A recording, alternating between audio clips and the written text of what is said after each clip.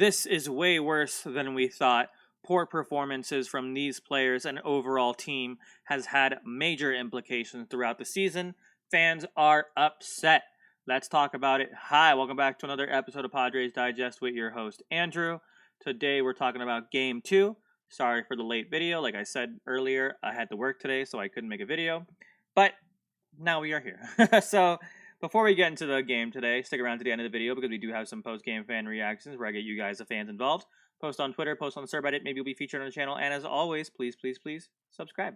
Okay, let's start with our usual AJ Cassavell recaps. So Phillies 5, Padres 1. They split the doubleheader. Christopher Sanchez stifled the San Diego offense in the nightcap. Dylan Cease, meanwhile, remains unable to establish any measure of consistency. Padres head home after a 2-4 trip with a 10-game homestand up next. So yay for a homestand. Boo for everything else. But let me show you today's lineup. Is Cease to blame for bad starts? I know that sounds really stupid, but let me talk about it first. Offense makes me sad. And then, of course, let's be delusional. So if you watched my first video I made today, I'm feeling sick. And now that I'm sick still and home from work at a very late time, I am exhausted, sick, my brain is fried. This sounds like a perfect time to be delusional. So we'll get into that later. But let's start with Dylan Cease, right? Let's look at what he did today. 6 innings pitched, which is actually better than he normally does. 8 hits, 4 earned runs, 4 strikeouts, 0 walks. So the best thing I could say about this is that he's had worse starts. I mean, it wasn't like the worst thing ever, to be honest, but like, it wasn't great. It's just, we're going up against the lefty, and our offense can't hit lefties, and this was one of the best lefties in the game right now, so the cards were unstacked. What's the opposite of stacked? Not stacked, I guess, in Dylan Cease's favor. But let's look at this, right? Dylan Cease's average starts this year: 5.1 innings pitched, 2.8 earned runs, 2 walks, 6.7 strikeouts, not providing nearly enough length, and he's been mediocre while in the game. It's been a frustratingly robust field of contenders. In what's been a frustrating, robust contenders, Cease is pretty comfortable my winner for most disappointing Padre of the 2025 season. He's definitely up there. I think you could probably, if you want to be rude, put Tatis up there, but I know he leads the team in home runs, but like, he's a 250-something average. You could say Xander Bogaerts too, but I mean, everyone has their hot and cold pockets. I think Dylan Cease is just right now in his hot and cold pocket, but like, I've shown you the Savant pages, and like I've said a billion times by now, Dylan Cease is a good pitcher pitching bad. But I want to pose this question. Is it entirely Dylan Cease's fault that he's pitching horribly? Because Martin Maldonado is the exclusive catcher for Dylan Cease. And I feel like ever since Maldonado has been catching Dylan Cease has played poorly. It's kind of like a couple years ago. I know I always bring up his name, but it's because everyone knows him. Remember when like Luis Campusano tried catching for Blake Snell and they sucked together, so they restructured it? I'm pretty sure that was a scenario. I feel like that could be the case for Maldonado and Dylan Cease, that maybe they're just not right for each other. Because, I don't know, it just doesn't seem like something's wrong. Let's put it that way. Something's wrong. Something's not jiving correctly. And also, Maldonado is just not a good catcher. And I mean, we've established that a billion different times. But like, I know I made it a little small, my bad. But just look at the catching, right? Framing is pretty poor. I mean, it's almost average. Pop time's not great. Blocking above average. Caught stealing above average. So like, the fact that he can't throw runners out that are stealing, even though the Phillies can be a fast team, it's just, I don't think he's helping Dylan Cease at all. And yeah, I mean, obviously Maldonado can't like deal with Dylan Cease's wildness. Like, it's not Maldonado's fault that Dylan Cease has been wild, but maybe I'm grasping at straws, but I don't know. I feel like Maldonado and the way he catches games has hurt this team. I don't have a stat off the top of my head about like pitcher win record and stats versus Diaz versus Maldonado. If you guys want to make something like that, feel free. I'm sure if I did more research, I could find that out. But I'm not giving Dylan Cease an out. I'm just posing the question: is Maldonado hurting Dylan Cease? Is it like two negatives making a even bigger negative? Maybe that's the case, but it's been difficult watching Dylan Cease. I don't think genuinely he's going to stay this way the entire year. I genuinely want to believe that he'll become a shutdown pitcher by like the end of the year, but it's going to be hard to get there. And at that point, even then, like everyone talks about trading him, but like Dylan Cease's value is pretty low right now. So like, yeah, it's better than like letting him walk, but like, what's the risk versus payoff? Because like I said, we all know Dylan Cease is a talented pitcher. Yes, he's not pitching well, but you can't deny what he has is filthy. It's that risk of his value being super low and you trading him away, and then he could either A, perform well for a team now, and you just got garbage for him. You got some random prospect that's never 27-year-old in double A or something. And then you just lost out on a 6 months, or I guess not 6 months, a whole half of a season on a really good Dylan Cease. You see what I'm saying? It's a risk, right? I don't think trading him is the answer. And to be honest, once we get Michael King back and once we get Yu Darvish back, I feel like the pressure and weight that Dylan Cease is probably feeling, knowing that he's going to be our top 3 starter, might get lifted off of him and might help him. I don't know. But something is definitely wrong and needs to change. Speaking of that, of course, we have our offense. And speaking of bad catchers, Maldonado and Luis Diaz combined with runners in scoring position this season, 7 for 80.88. That's not a typo. You could put a pitcher up there and they wouldn't do much worse than that. The rest of the team is fine with runners in scoring position, but these two bums are up there every other inning with multiple runners on. Please get a real goddamn catcher or give Valenzuela a chance, please. If you don't know who Valenzuela is, he's a pretty good catching prospect, but he's only in Double A right now. I know Christian made a video about him not too long ago. I definitely recommend you check that out. But he's a good prospect, but again, he's young.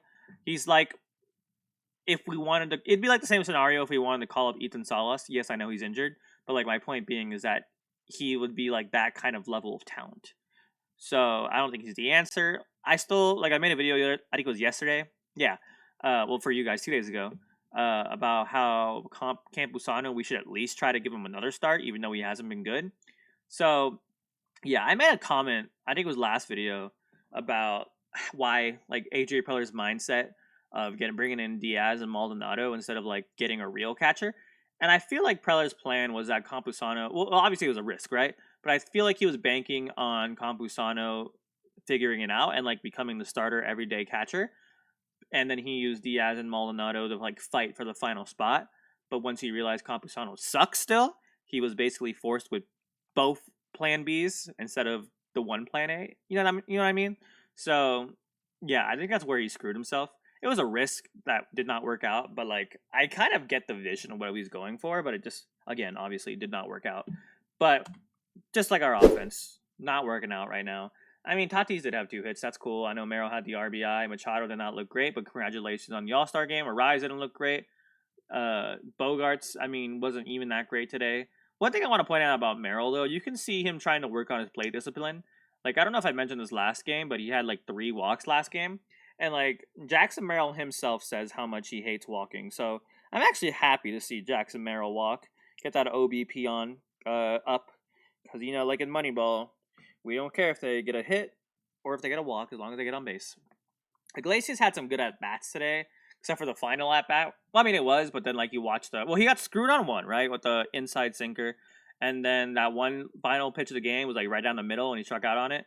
But I still think Iglesias had a good battle at the plate a couple times. But, yeah, a one hit. Cronenworth wasn't amazing or anything. Maldonado was Maldonado. So, yeah, I mean... Let me double check if I can see the runners in scoring position for this game. Let's see. We were 1-5. So, yeah, I mean, I don't know what else can really be said about the offense at this point that like hasn't been told before. But it's something has to change. And I don't know if it's trades or just mentality, but something is definitely wrong. Bullpen wise though, I mean Matsui has been better. I mean, he's been struggling a lot recently, but again, he's probably also tired. Nunez is fresh out of the minors, so I'm gonna just give him a break and say that he's raw still. I guess the Matsui earned run wasn't really technically all his fault, but you know, I still think Nunez is good. He has some really good stuff. I don't remember if we made a video about him, but if he stays long enough, I'll make a video about him. And then Wandy has been doing better. Everyone wants to DFA him, but honestly, Wandy isn't even doing that bad, and that's coming from a certified Wandy hater, aka me. So I don't know, but yeah, let's finish this video off by being a little bit delusional, because who doesn't love a good delusion? So Padres currently, did I do this one yet? Okay, we'll read this first. Determining whether Cease's struggles are likely to continue to the mounting area's uncertainty about what to expect in the second half of the season. Tatis, Merrill, and Arraez going to return their pre-2025 performance. Are King and Darvish returning? Vastly different outlooks depending on the answers. So yeah, I mean, the second half, we're always like 90% of the time. I think that's a stat I pulled out on my butt. I don't think that's true, but we're under Mike Shildt, which is 1 year. We have been a second half team. A lot of players on his team have been a second half player. Like Jackson Merrill is definitely a second half player, and other players that I can't think of the top of my head right now. But there's still hope. Obviously, we're only like just past the halfway point. We're gonna have an off day tomorrow, and then back at home. But like, I don't know what point I was trying to make. I completely forgot. I'm sorry. My brain's so foggy. My brain's so foggy right now. What was I trying to say? Yeah, I think we still have hope for the second half. And the Padres are 19-33 versus teams above 500 this year so far. But I want to show you this. The Phils have taken 2 series from the 50-win Cubs and a series from the 54-win Dodgers. That wasn't a series lost to crap the bed over. The Phillies are a great team. Get back to San Diego tonight. Day off tomorrow. Let's come back with a bang on Friday. So my delusion here is that we just got to survive. I mean, we're technically in a better place than when we were in last year, and then we all saw how the second half happened last year. So I think it's too early to throw in the towel. And I just had the idea, maybe tomorrow for our off day video, I can talk about options if we decide to sell the team or not. I can do a video I'll let you guys decide if you watch this far. Do you want a video talking about what we could do or what we can get back if we sell? Or just what would it mean if we sell? Or do you want a video should we sell? Or if it's short enough, I can do one for both. But yeah, I think there's still plenty of season left.